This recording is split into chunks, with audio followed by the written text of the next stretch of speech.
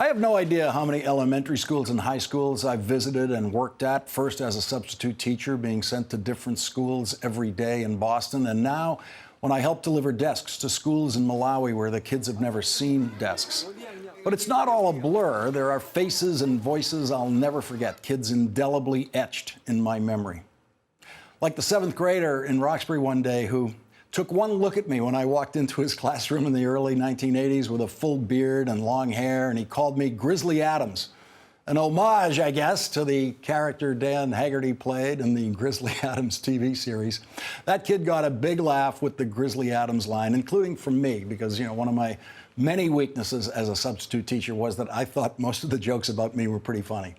And I often think about the Grizzly Adams kid, and I'm sure that wherever he works today, he's the funniest guy in that job and probably the smartest. I'll just never forget him. And I'll never forget Maureen. There she is on the day that I met her last year. That green dress, the Irish name that was so easy for me to remember, and that face made Maureen instantly memorable. But what locked her in my memory was how hard she worked in class. Her concentration never wavered, even when she was sitting on the floor and when she was writing on the floor with her work paper on the floor. That's what teachers remember, how hard a student works.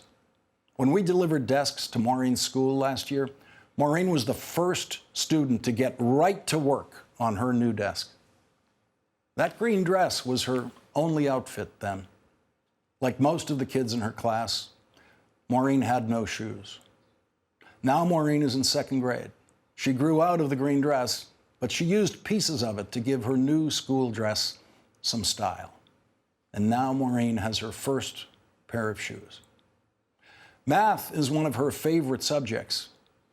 And yes, the pointer that you see she's using there is a branch, just a branch that her teacher found and whittled into shape for use in class. That's the way classroom life is in Malawi.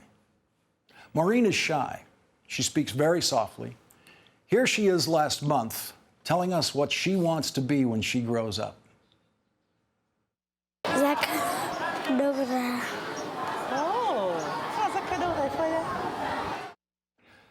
Maureen Bester wants to be a doctor.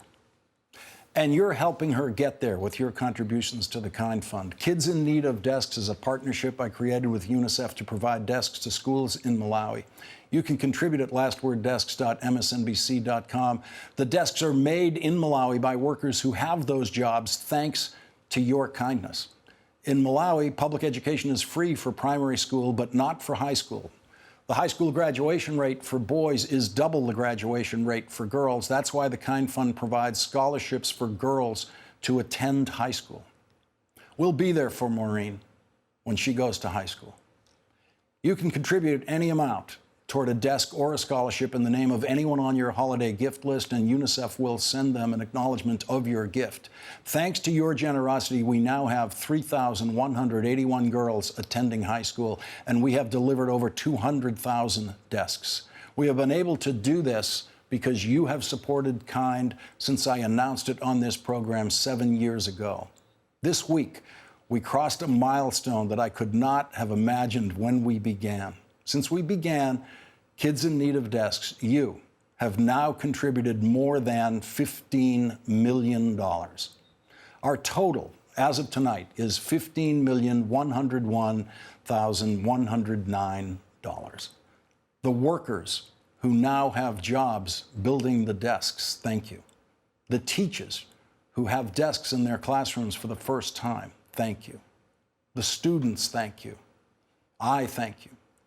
And Maureen thanks you.